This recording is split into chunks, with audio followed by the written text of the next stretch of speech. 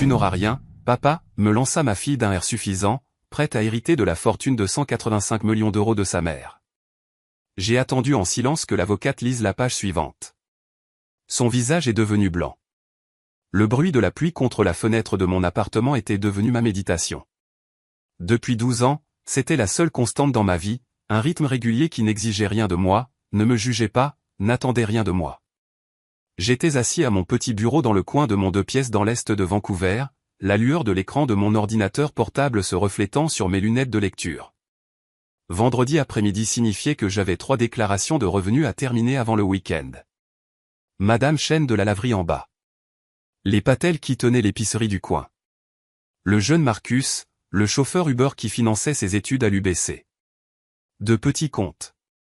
Un travail simple. Un travail honnête. Mes mains se déplaçaient sur le clavier avec la même précision qu'elles utilisaient autrefois pour gérer des portefeuilles de plusieurs milliards d'euros. La mémoire musculaire n'oublie pas, même quand tout le reste le fait. L'appartement était silencieux, à l'exception de la pluie et du craquement occasionnel du vieux radiateur. Pas de télévision, pas de musique. J'avais appris à apprécier le silence au fil des ans. Il était honnête. Au moins, il ne prétendait pas être ce qu'il n'était pas. Mon téléphone vibra sur le bureau. Un numéro inconnu de Toronto. J'ai failli ne pas répondre. Je recevais assez d'appels indésirables, mais quelque chose m'a poussé à le prendre. Est-ce que je parle à Thomas Brennan? La voix d'une femme, professionnelle, au ton sec. Monsieur Brennan, ici Patricia Hulbrook du cabinet Ashford & Associates. Je vous appelle concernant la succession de Margaret Brennan. Ma main s'arrêta de bouger sur le clavier. Margaret? Je n'avais pas entendu ce nom prononcé à voix haute depuis des années. Je ne m'étais pas autorisé à y penser. Je vois, parvins-je à dire. J'ai le regret de vous informer que Madame Brennan est décédée mardi. Les funérailles auront lieu demain à 14 h au cimetière Mount Pleasant à Toronto. Après la cérémonie, il y aura une lecture du testament dans nos bureaux à 16 h. Votre présence est requise. Les mots semblaient venir de très loin. Margaret était morte. La femme que j'avais aimée plus que ma propre vie. La femme pour qui j'avais détruit ma carrière. La femme qui ne m'avait plus jamais adressé la parole. Monsieur Brennan, êtes-vous toujours là? Oui, je suis là. Serez-vous en mesure d'y assister? Chaque instinct me disait de refuser. Qu'est-ce que je faisais aux funérailles de Margaret? J'étais l'ex-mari déshonoré, le criminel qui avait volé sa propre entreprise. J'avais vu les articles à l'époque, le directeur financier Thomas Brennan accusé de détournement de fonds. Ils avaient utilisé ma pire photo, celle où j'avais l'air coupable, même si je ne l'étais pas. Mais quelque chose en moi, un reste têtu de ce que j'avais été, me chuchota que je devais y aller, que je devais au moins cela à Margaret. Je serai là, m'entendis-je dire. Après avoir raccroché, je restai assis, immobile, à regarder la pluie couler en ruisseaux irréguliers sur la vitre. Toronto. Je n'y étais pas retourné depuis 12 ans. Je n'avais pas vu Victoria, ma fille, depuis presque aussi longtemps. La dernière fois, c'était dans une salle d'audience, son visage blanc de honte alors que le juge lisait ma sentence. Elle avait 28 ans à l'époque, commençant tout juste à se faire un nom dans le monde de la tech. Maintenant, elle en aurait 40, une étrangère. Je fermai mon ordinateur portable et me dirigeai vers le petit placard où je gardais mon seul bon costume. Bleu marine, légèrement démodé, mais bien entretenu. Je l'avais porté à des entretiens d'embauche qui n'avaient jamais abouti, à des réunions avec des agents de probation, au petit cabinet comptable où j'avais finalement trouvé du travail à faire des déclarations de revenus pour des gens qui payaient en espèces et ne posaient pas de questions sur mon passé. Je tins le costume, vérifiant s'il n'y avait ni mythe ni tache. Il ferait l'affaire. Cette nuit-là, je ne pus dormir. Je n'arrêtais pas de penser à la dernière fois que j'avais vu Margaret. C'était dans sa chambre d'hôpital, 3 mois après ma condamnation. Elle se remettait de la crise cardiaque induite par le stress qui avait failli la tuer. Victoria était là aussi, montant la garde comme une sentinelle. « Tu dois partir », avait dit Victoria, sa voix froide.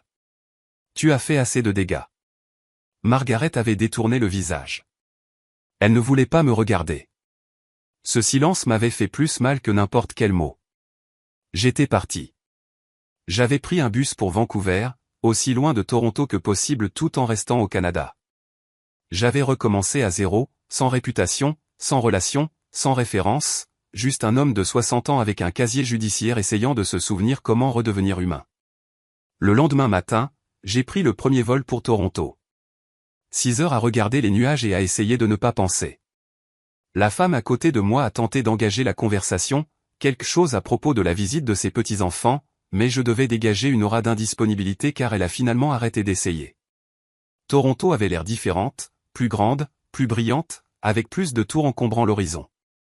Le chauffeur de taxi qui m'a pris à Pearson a bavardé sur les Raptors et le marché immobilier. J'acquiesçais au bon moment mais n'écoutais pas vraiment. J'avais réservé une chambre dans un petit hôtel près du cimetière. Rien d'extraordinaire, juste un endroit pour me changer et me ressaisir avant les funérailles.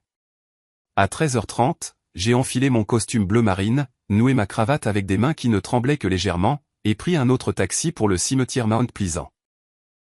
La pluie m'avait suivi depuis Vancouver, une fine brume qui rendait tout gris et indistinct. Il y avait plus de voitures que je ne l'avais prévu.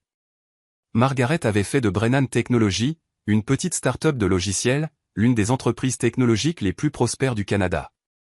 Bien sûr, les gens viendraient.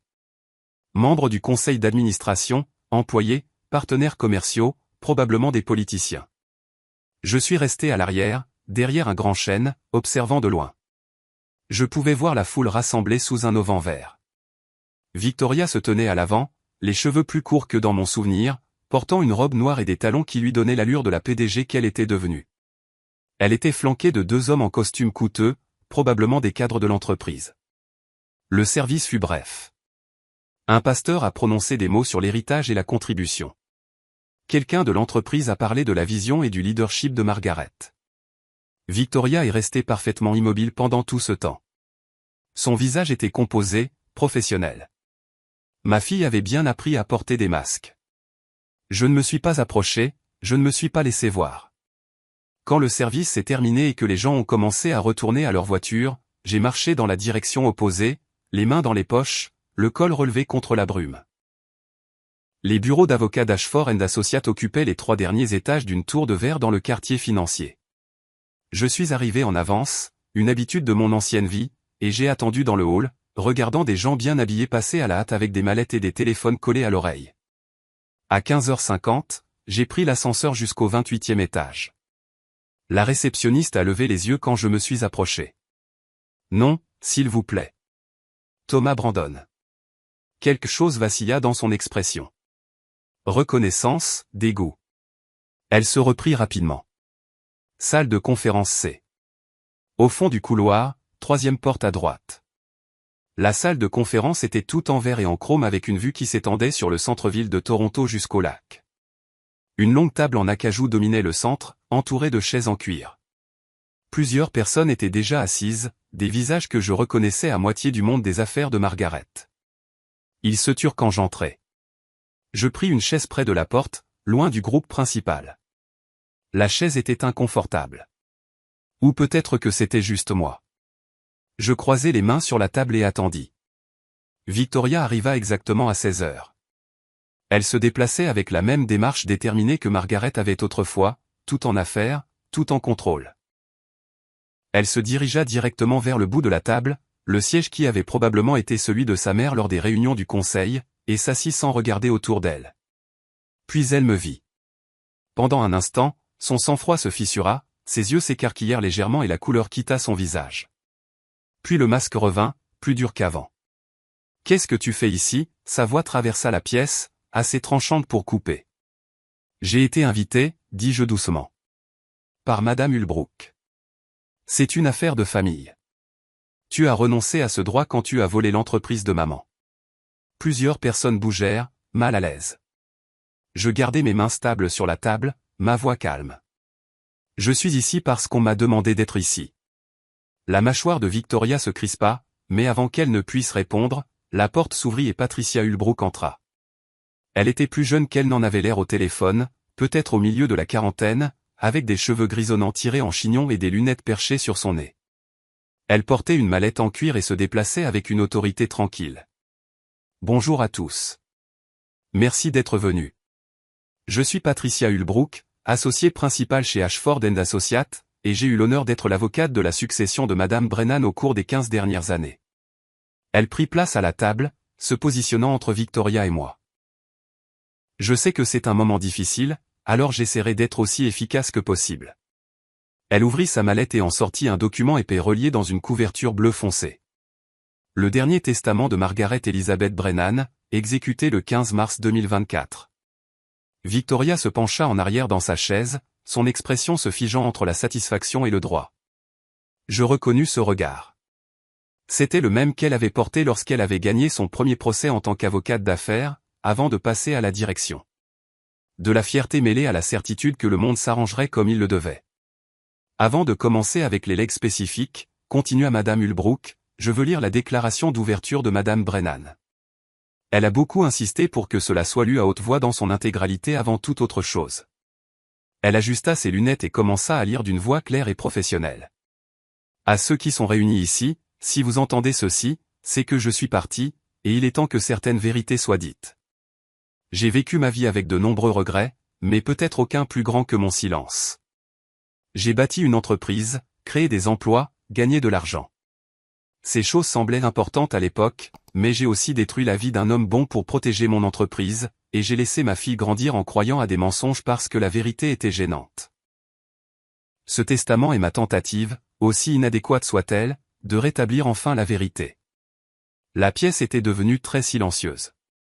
L'expression de Victoria était passée de confiante à confuse. Madame Ulbrook continua de lire, Thomas Brennan n'a pas détourné d'argent de Brennan Technologies. Je le sais parce que c'est moi qui l'ai fait. Les mots restèrent suspendus dans l'air comme de la fumée. Quelqu'un haleta. Le visage de Victoria était devenu blanc. En 2012, lut Madame Ulbrook, notre entreprise était au bord de l'effondrement. Nous nous étions trop engagés sur 3 grands projets, et notre trésorerie était critique. J'ai pris la décision de réaffecter temporairement des fonds de nos comptes de retraite, me disais-je, pour nous maintenir à flot. C'était illégal. C'était mal. Et c'était entièrement de ma faute. Thomas a découvert ce que j'avais fait lors d'un audit de routine. Il m'a confronté, a menacé d'aller voir les autorités. Je l'ai supplié de ne pas le faire, non pas pour moi, mais pour Victoria. Elle venait de rejoindre l'entreprise. Tout scandale aurait détruit sa carrière avant même qu'elle ne commence. Thomas aimait sa fille plus que tout, alors il m'a fait une offre. Il assumerait la responsabilité des fonds manquants. Il prétendrait qu'il avait détourné de l'argent pour son usage personnel. En échange, j'assurerais l'avenir de Victoria dans l'entreprise, la formerais pour qu'elle prenne éventuellement la relève, la protégerais des retombées. J'ai accepté. Je l'ai laissé se sacrifier, sa réputation, sa vie entière. Je me suis dit que c'était pour Victoria, pour l'entreprise, pour les centaines d'employés qui dépendaient de nous. Mais en réalité, c'était de la lâcheté. Thomas est allé en prison pour des crimes que j'ai commis. Il a perdu sa licence, sa carrière, sa famille, et je n'ai rien dit. J'ai bâti mon empire sur son silence. Madame Ulbrook fit une pause, prit une gorgée d'eau du verre à son coude. Victoria était assise, figée, ses mains agrippant le bord de la table si fort que ses jointures étaient devenues blanches. Les autres personnes dans la pièce ne me regardaient plus. Ils la regardaient. Je ne cherche pas l'absolution, continua de lire Madame Ulbrook. Il n'y en a aucune pour ce que j'ai fait, mais la vérité mérite d'être connue. Thomas Brennan est innocent des accusations portées contre lui. Il est innocent de tout, sauf d'avoir trop aimé sa fille. Ce testament est ma confession et ma pénitence. Madame Ulbrook posa la première page et prit la suivante. Maintenant, pour les legs spécifiques. À mon équipe de direction de Brennan Technologies, David Chen, Suzanne Martinez et Robert Lou, je laisse une prime collective de 5 millions d'euros à diviser également en reconnaissance de vos années de service et de loyauté. Elle continua la liste. Des dons généreux à des œuvres de charité, des fonds de bourse au nom des parents de Margaret, le pantouse de l'entreprise à David Chen, qui avait apparemment été le bras droit de Margaret pendant des années. Ensuite, à ma fille, Victoria Elizabeth Brennan. Victoria se redressa légèrement, les yeux fixés sur le visage de Madame Ulbrook. Victoria, tu es ma plus grande réussite et mon plus grand échec. Je t'ai donné toutes les opportunités, tous les avantages, toutes les chances de réussir. Mais je t'ai aussi appris à valoriser le succès plus que l'intégrité, les apparences plus que la vérité. J'espère qu'un jour tu pourras me pardonner pour ça. Je te laisse la somme de 25 €, 1 euro pour chaque année où tu as travaillé chez Brennan Technologies, avec le message suivant, l'argent que tu n'as pas gagné corrompt. Le leadership que tu n'as pas appris détruit. Recommence, comme ton père l'a fait un jour, et peut-être deviendras-tu la personne que tu étais censé être. Le silence qui suivit fut absolu. Le visage de Victoria était passé par plusieurs nuances de blanc pour atteindre quelque chose approchant le gris. Sa bouche s'ouvrit, se referma, s'ouvrit à nouveau. Aucun mot ne sortit. Le reste de ma succession. Lut Madame Holbrook, sa voix stable et claire, y compris toutes les actions de Brennan Technologies, toutes les propriétés, tous les comptes d'investissement, tous les droits de propriété intellectuelle, et tous les autres actifs totalisant environ 185 millions, je le laisse à mon ancien mari, Thomas Brennan, le seul homme vraiment honnête que j'ai jamais connu. La pièce éclata, pas bruyamment.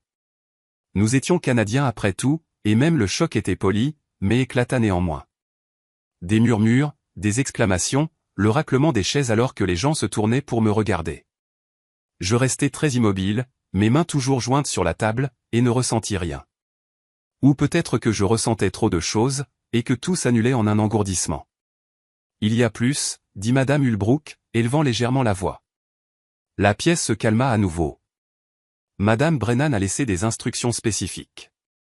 Monsieur Brennan, ceci vous est adressé directement. Elle sortit une plus petite enveloppe de sa mallette, de couleur crème et scellée à la cire. Elle la fit glisser sur la table vers moi. Mon nom était écrit sur le devant de la main distinctive de Margaret, tout en angle précis et ligne forte. Elle a demandé que vous lisiez ceci en privé, dit Madame Holbrook, mais le reste concerne la gestion de la succession, que je devrais expliquer maintenant. Elle continua à parler de fiducie, d'implications fiscales et de procédures de transfert, mais je n'écoutais plus. Je fixais l'enveloppe, l'écriture de Margaret, le fantôme de sa main se déplaçant sur le papier. Quand avait-elle écrit cela? Combien de temps avait-elle porté ces mots en elle, attendant le bon moment pour les prononcer? Victoria se leva brusquement, sa chaise crissant contre le sol. C'est de la folie. Elle n'était pas dans son bon état d'esprit. Je vais contester ça. Je vais?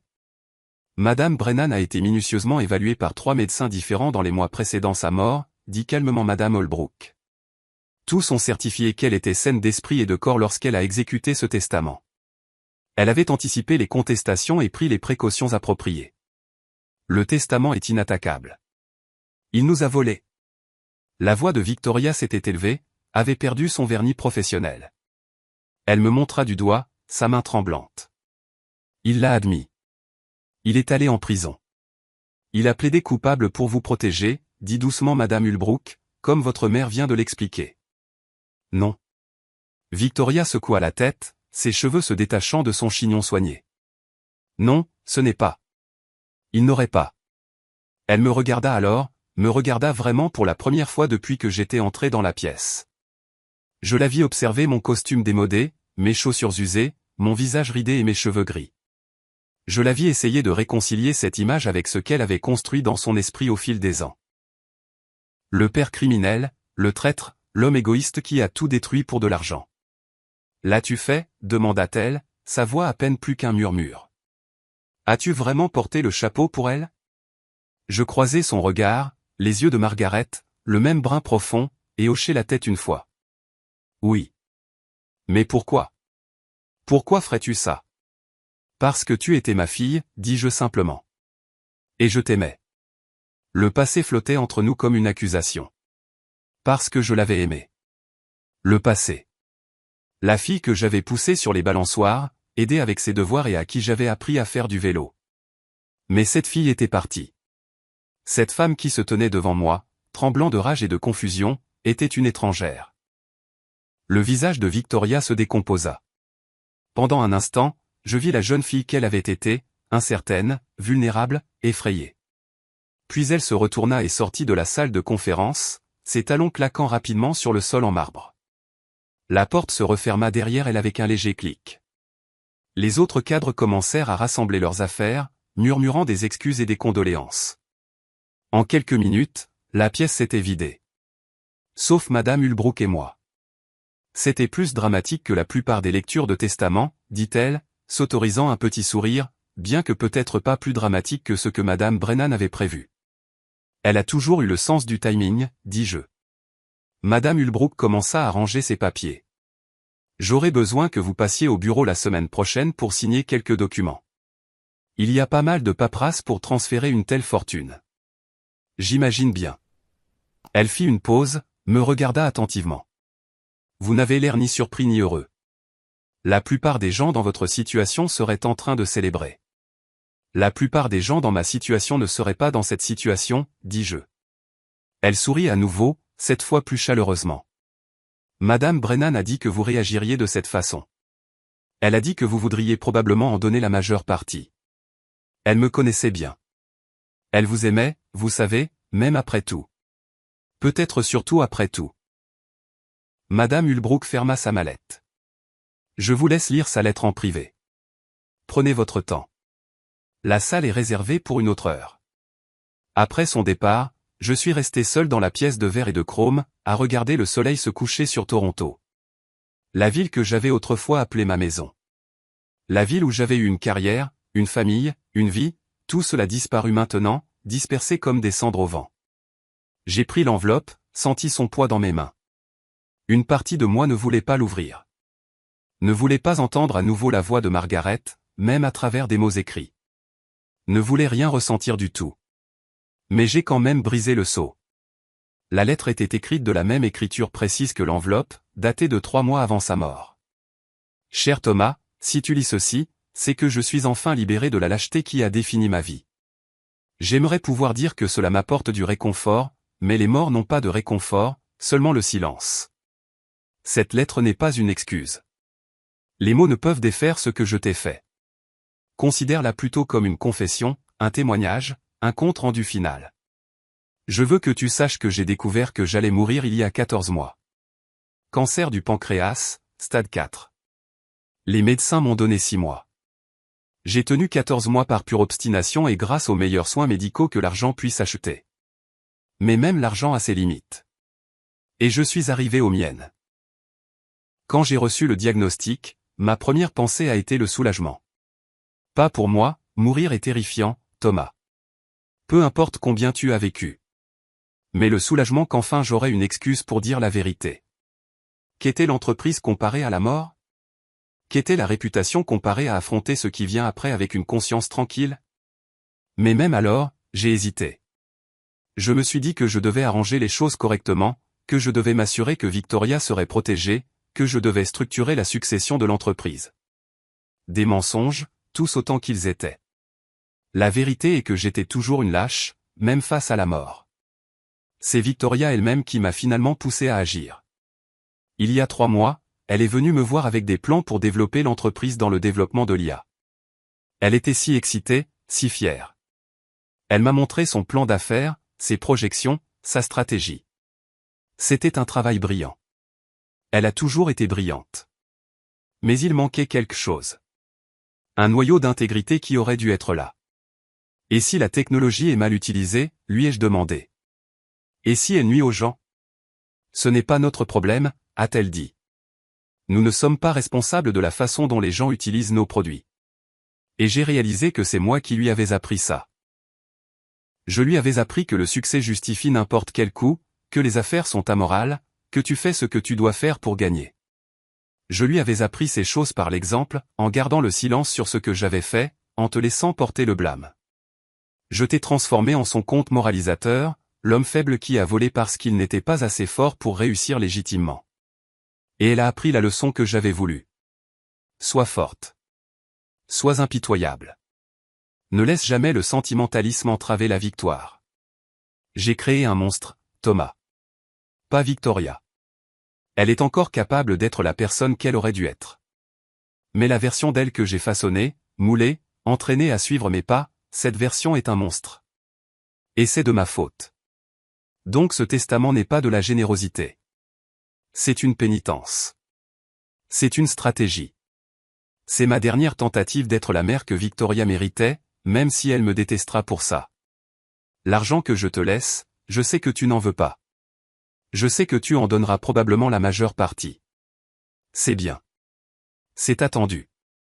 Mais je te laisse aussi Brennan Technologies. Et là, je te demande quelque chose. Ne laisse pas l'entreprise mourir. Ne la vends pas en morceaux ou ne la ferme pas. Elle emploie 3000 personnes. Elle fournit des soins de santé, des retraites, des opportunités. Ces gens sont innocents de mes crimes et des tiens. Ils méritent mieux que d'être les victimes de notre guerre avec nous-mêmes. Mais aussi, ne la laisse pas à Victoria. Pas encore. Pas tant qu'elle ne l'aura pas mérité. Pas tant qu'elle ne comprendra pas ce que signifie réellement le leadership. Dirige-la si tu le peux. Engage quelqu'un pour la diriger si tu ne le peux pas, structure-la comme tu en as besoin. Mais s'il te plaît, Thomas, fais en quelque chose qui vaille la peine d'être hérité. Fais en un endroit où l'intégrité compte, où les gens comptent, où le succès se mesure par plus que les marges bénéficiaires. Fais en ce qu'elle aurait dû être depuis le début. Si Victoria devient un jour la personne qu'elle devrait être, la personne que j'aurais dû élever, alors donne-la lui. Mais seulement alors. C'est tout ce que je demande. J'ai également inclus des documents sur mes crimes, des relevés bancaires originaux, des emails, des mémos, tout ce qui prouve ce que j'ai fait. Donne-les aux autorités si tu le veux.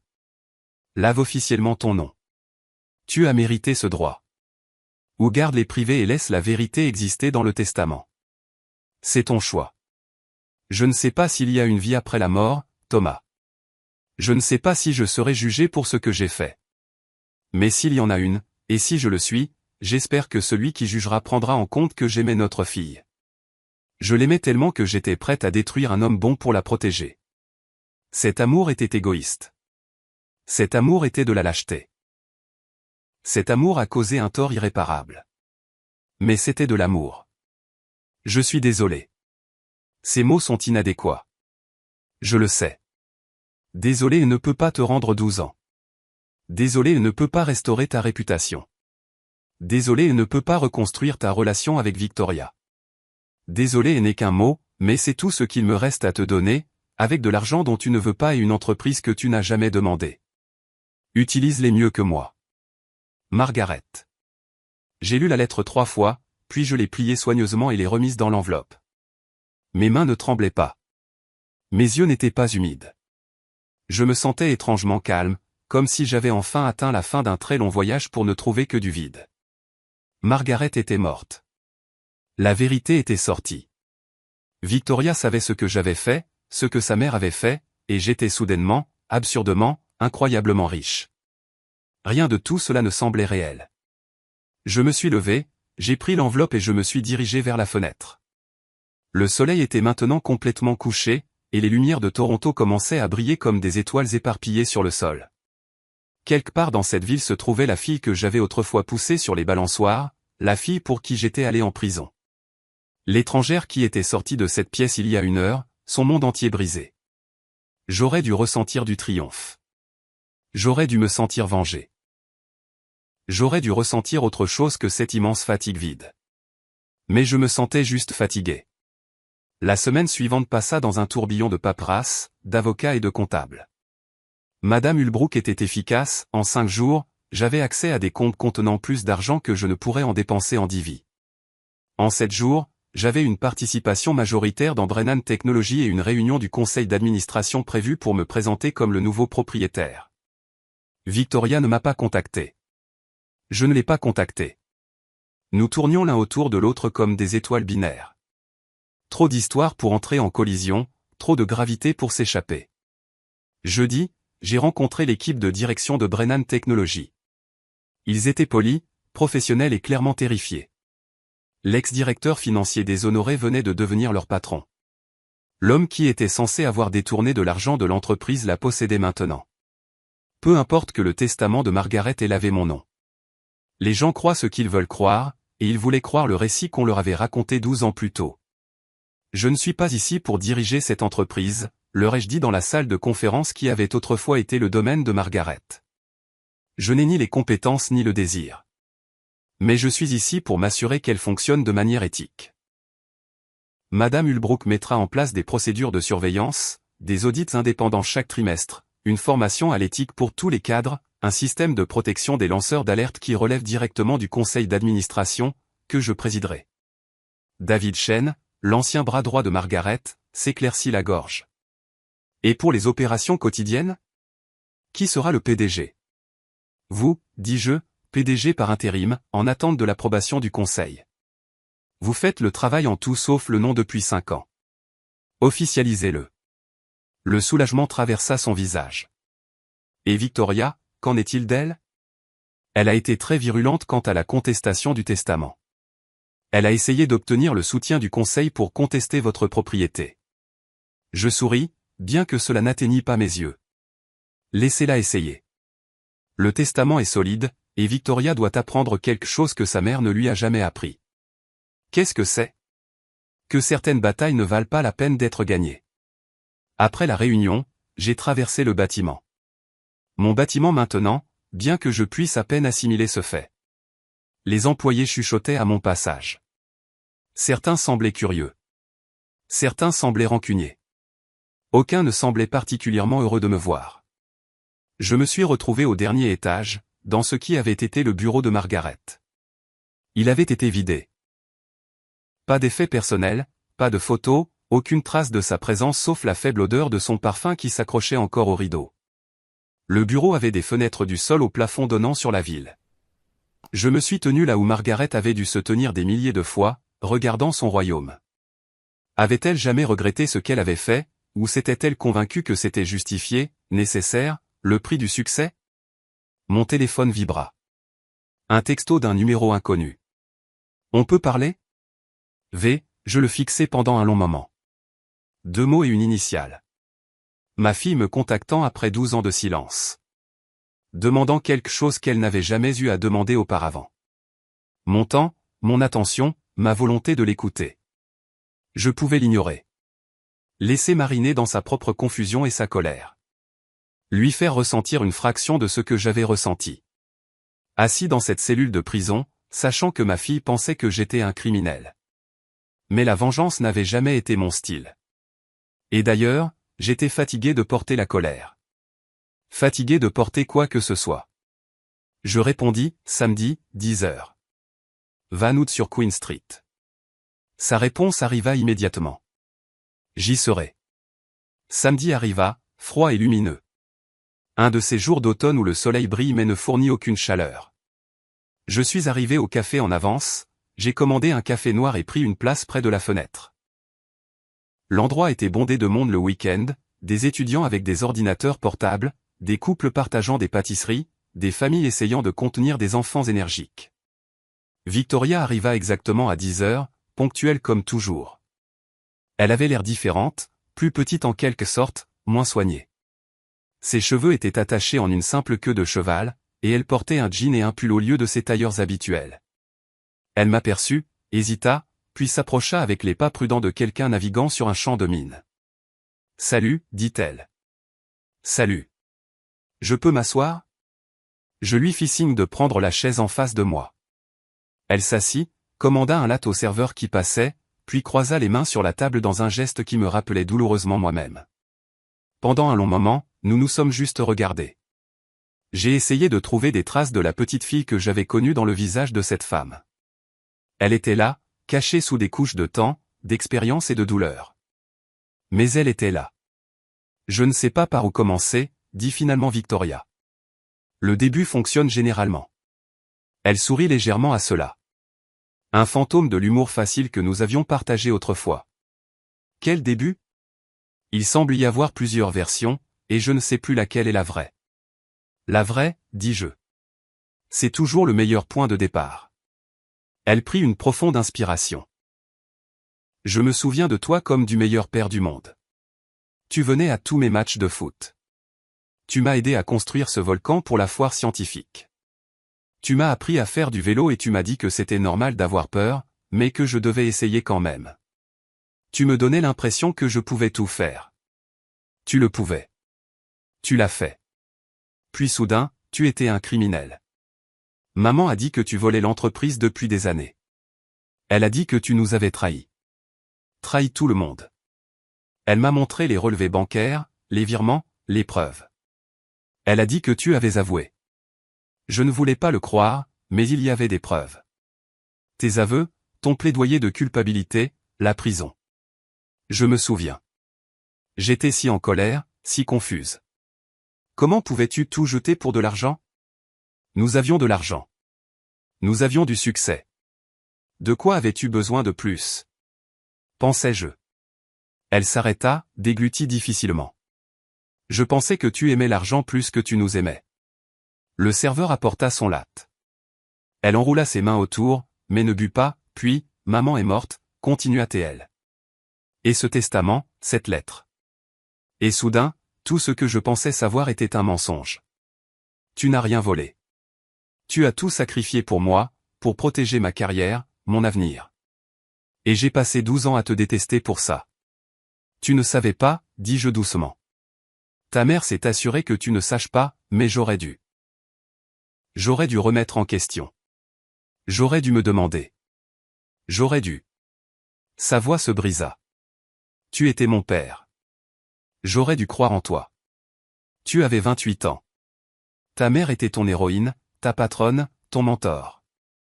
Elle t'a dit que j'étais coupable. T'a montré des preuves. Qu'aurais-tu pu croire d'autre? La vérité? Elle leva les yeux vers moi, les yeux brillants de larmes. J'aurais dû croire la vérité. La vérité était cachée. Ta mère s'en est assurée. Je la déteste pour ça. Les mots sortirent féroces, en colère.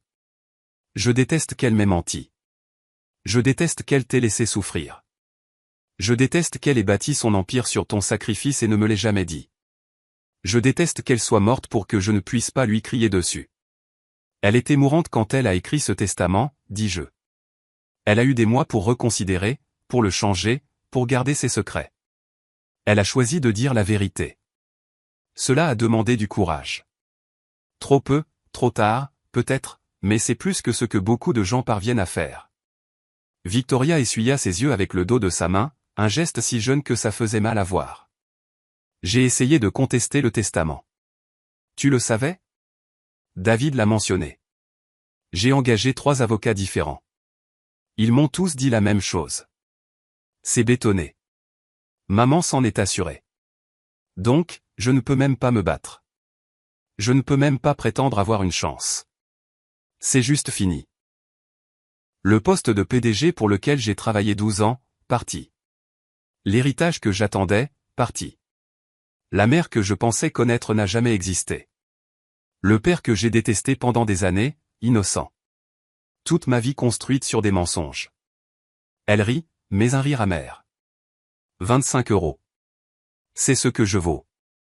1 euro pour chaque année où j'ai travaillé dans une entreprise que ma mère a bâtie sur la fraude et le sacrifice de mon père. C'est presque poétique. Elle voulait que tu recommences à zéro, dis-je.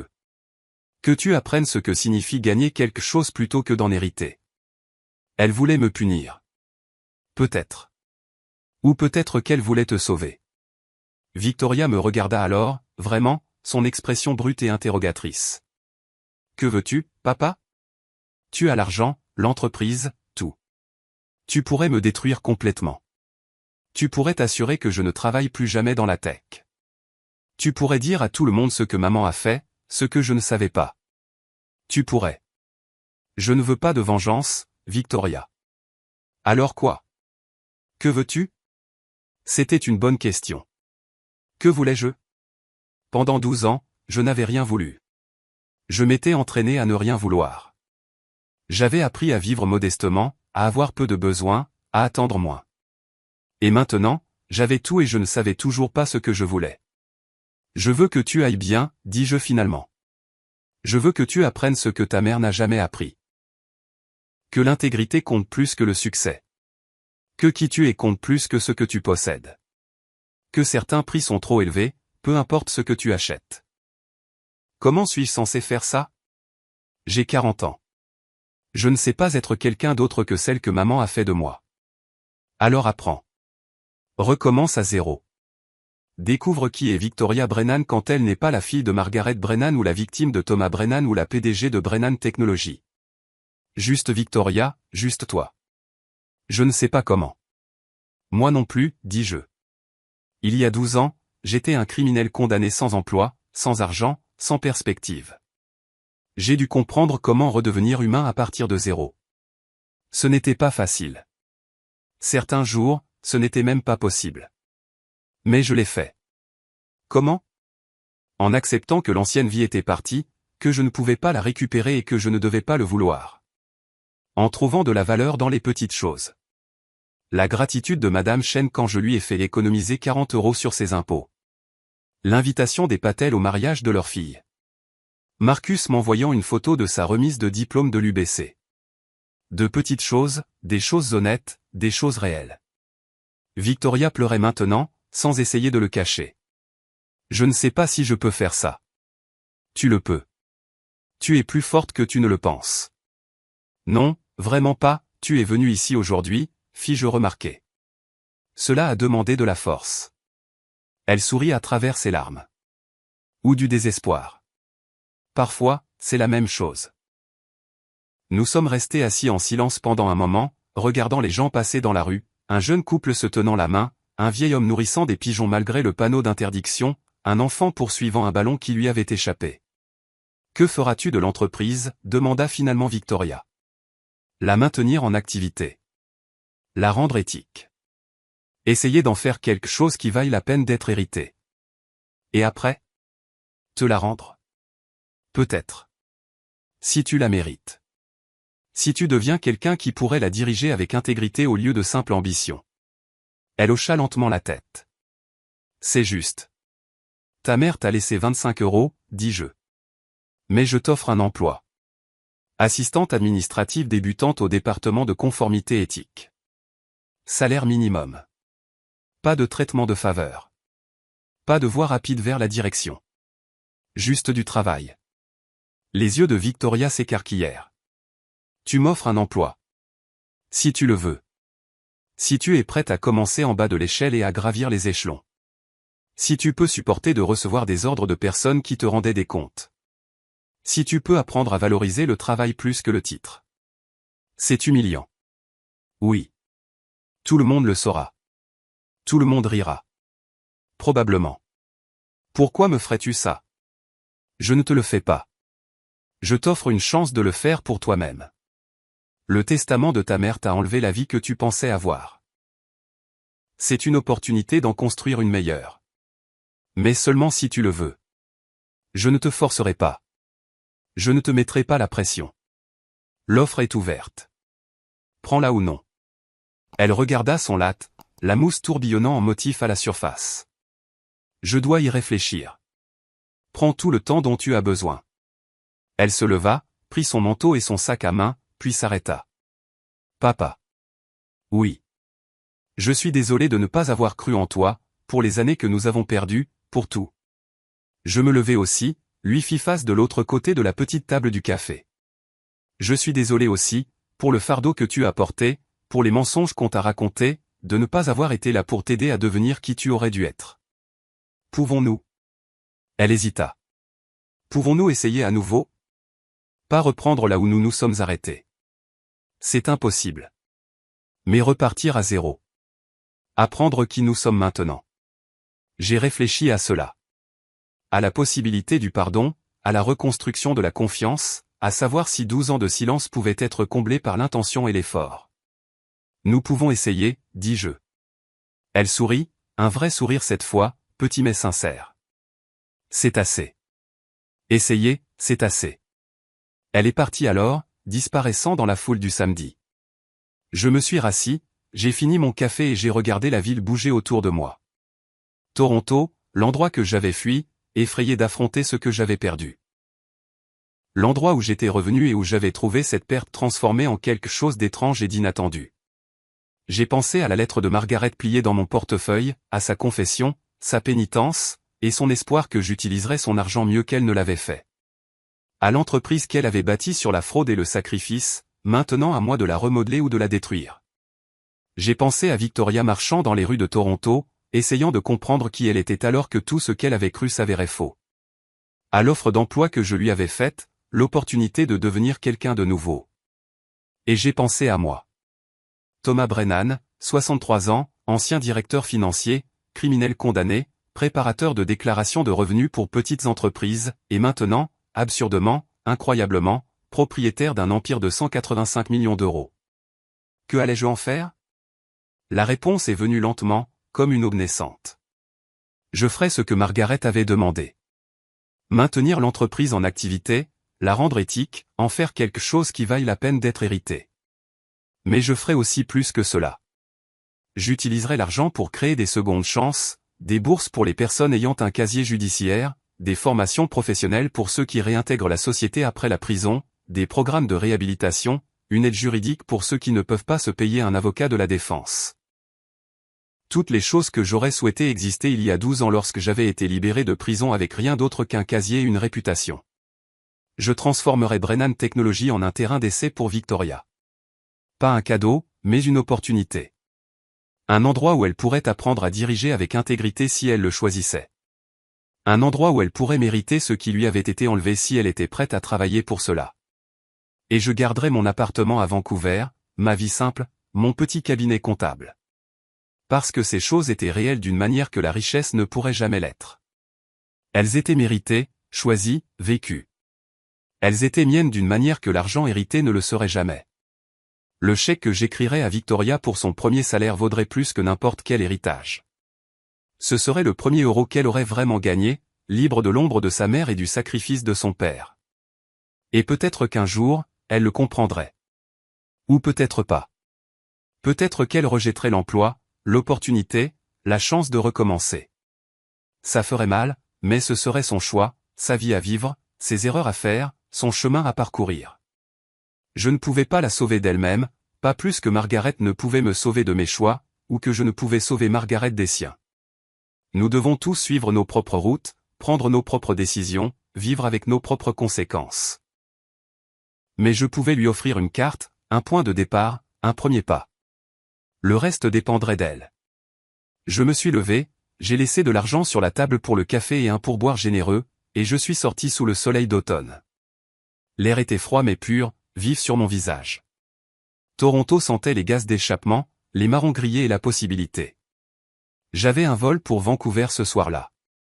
Madame Chen avait besoin que je finisse ses impôts. Les Patel voulaient des conseils sur la constitution de leur entreprise en société. Marcus envisageait d'acheter une voiture et voulait de l'aide pour comprendre les conditions du prêt. De petites choses, des choses honnêtes, des choses réelles. Mais d'abord, j'avais un dernier arrêt à faire. Le cimetière Mount Pleasant était calme le samedi après-midi. Juste le vent, le trafic lointain et le son doux de mes pas sur le chemin. J'ai trouvé facilement la tombe de Margaret.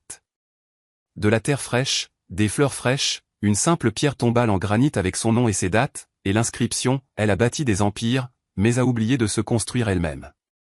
Je suis resté là longtemps, les mains dans les poches, regardant cette pierre. Tant de choses que j'aurais pu dire, tant d'accusations, de regrets, et si, mais tout cela semblait petit et inutile maintenant, dit à quelqu'un qui ne pouvait plus les entendre. Je prendrai soin de l'entreprise, dis-je finalement, ma voix calme dans le cimetière vide. Et je prendrai soin de Victoria si elle me le permet. C'est tout ce que je peux promettre. Le vent bruissait dans les arbres, transportant l'odeur des feuilles d'automne et d'une pluie lointaine. J'ai attendu comme si Margaret pouvait répondre, comme si l'univers pouvait me donner un signe que je faisais la bonne chose. Mais il n'y avait que le silence, et peut-être que c'était une réponse suffisante. Je me suis retourné et j'ai marché vers les portes du cimetière, vers le taxi qui m'emmènerait à l'aéroport, vers le petit appartement à Vancouver où ma vie attendait, petite, honnête et réelle. Derrière moi, la tombe de Margaret se tenait silencieuse sous le soleil d'automne, gardant des secrets qui n'avaient plus d'importance, des vérités qui avaient enfin été dites, et un héritage que je passerai le reste de ma vie à essayer de racheter. Pas pour elle, ni même pour Victoria, mais pour moi-même. Parce qu'à la fin de tout, après la trahison et le sacrifice, après la prison et le silence, après l'argent et la révélation, ce qui comptait n'était pas ce que vous possédiez ou ce que vous aviez perdu ou qui vous avait fait du tort. Ce qui comptait, c'était qui vous choisissiez d'être quand tous les mensonges tombaient et que vous vous teniez seul avec rien d'autre que votre propre conscience et le choix de ce qu'il fallait faire ensuite. J'ai choisi l'intégrité. J'ai choisi les secondes chances. J'ai choisi de croire que les gens pouvaient changer, que Victoria pouvait devenir quelqu'un que Margaret n'a jamais été, que je pouvais utiliser la richesse pour créer plus que ce que Margaret n'a jamais eu. Peut-être étais-je naïf. Peut-être étais-je stupide.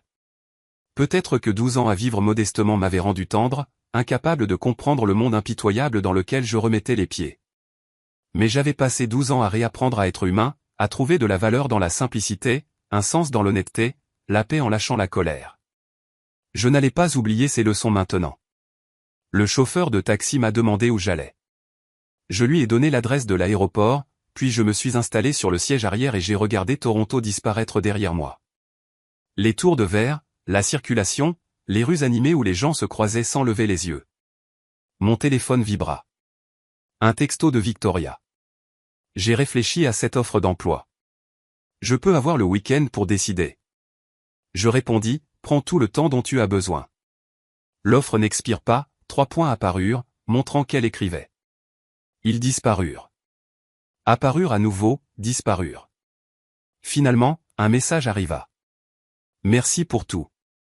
Pour le sacrifice, pour la chance, pour ta volonté d'essayer. Je ne mérite rien de tout ça. Aucun de nous ne mérite quoi que ce soit, répondis-je. Nous recevons juste ce que nous recevons et essayons d'en faire quelque chose de valable. Les points apparurent une fois de plus. Alors je t'appellerai lundi. Tu répondras. J'ai rangé mon téléphone et j'ai regardé les banlieues céder la place aux terres agricoles. Puis l'étalement autour de l'aéroport.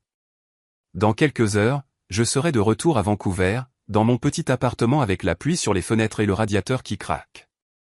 De retour aux impôts de Madame Chen, aux questions commerciales des Patel et aux préoccupations de prêt automobile de Marcus. De retour à ma vraie vie. Mais maintenant, cette vie venait avec un ajout, une responsabilité de 185 millions d'euros, une entreprise à remodeler et une fille à aider à se reconstruire. Ce n'était pas la fin à laquelle je m'attendais lorsque Patricia Ulbrook m'a appelé au sujet de la mort de Margaret. Ce n'était pas la fin que j'aurais choisie, si quelqu'un me l'avait demandé. Mais c'était la mienne, mon histoire, mon choix, et peut-être que c'était suffisant. L'avion décolla dans un ciel devenant rose et or avec le coucher du soleil, me transportant vers l'ouest, vers la maison et vers ce qui allait suivre. En bas, Toronto rétrécit jusqu'à la taille d'un jouet, puis à rien, juste une autre ville parmi tant d'autres, gardant ses secrets, ses histoires et la vie de millions de personnes essayant de comprendre qui elles étaient, ce qu'elles voulaient, et si la rédemption était possible après que tout se soit effondré. J'espérais que oui, pour Victoria, pour moi, pour nous tous qui portions le poids de nos erreurs, de nos regrets et de nos choix. Parce que s'il y avait une chose que j'avais apprise en 12 ans d'exil, de sacrifice et de recommencement, c'était ceci, l'histoire n'est pas terminée tant que vous n'arrêtez pas d'essayer, tant que vous n'abandonnez pas, tant que vous ne laissez pas les erreurs, les trahisons et les pertes vous définir au lieu de vous affiner. L'histoire de Margaret était terminée, mais la mienne était encore en cours d'écriture, et celle de Victoria, et celle de tous ceux qui avaient encore un souffle, un choix et le courage d'essayer une fois de plus. C'était le véritable héritage que Margaret avait laissé.